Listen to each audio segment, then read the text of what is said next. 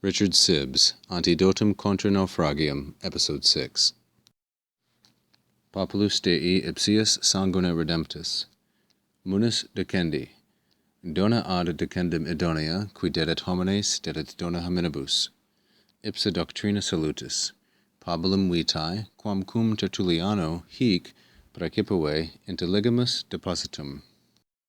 In the previous episode, we analyzed the first portion of this part of Sibbes' Antidotum, or Antidote, Cure for the Shipwreck of Faith, in which he said that the deposit entrusted to all Timotheis omnibus, is fourfold.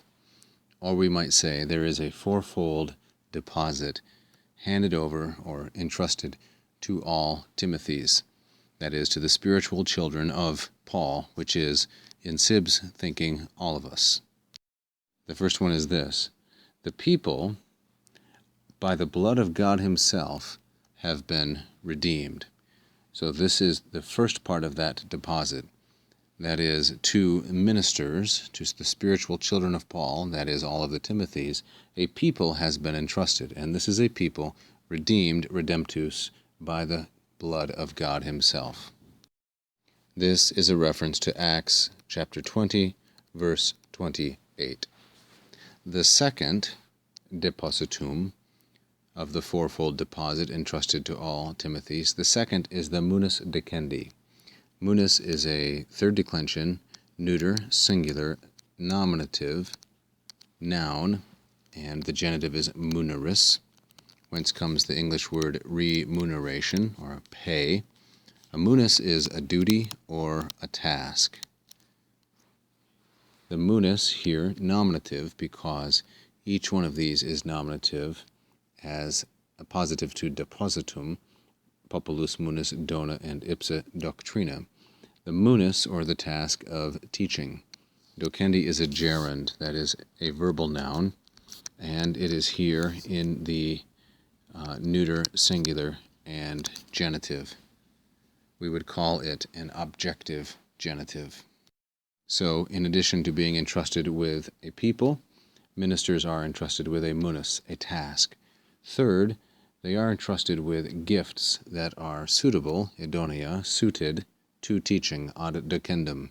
And this is another gerund, this time in the accusative, with the preposition ad, implying purpose. So, a people, the gift or the duty of teaching, the gifts that are suitable for teaching. And now he says, the one who gave men, qui dedet homines, the one who gave the people, gave gifts to men. This is a reference to Ephesians chapter 4, verses 8 and following. Christ, when he ascended on high, gave gifts to men, and he gave some to be apostles, teachers, etc. So those are the men whom he gave. The same one who gave men, he gave gifts to these men. As is often true in Latin, clauses can be subjects and objects of verbs. The subject of the verb dedet is this clause, qui dedet homines. The one who gave men, i.e. apostles and teachers, he gave gifts to those men. And this is a very concise way for Sibbes to express himself, and it has a certain charm. So, populus, munus, dona, and finally, the very doctrine of salvation, that is the fourth of this fourfold deposit. The doctrine of salvation, which is the pabulum vitae, the feed, the fodder of life. It is the fodder of that life which, together with Tertullian, we here understand, praecipive, here meaning in this passage, this locative adverb, we here especially understand as the deposit. So then this is the fourth of the four things which is entrusted to all Timotheys, the ipsa doctrina salutis.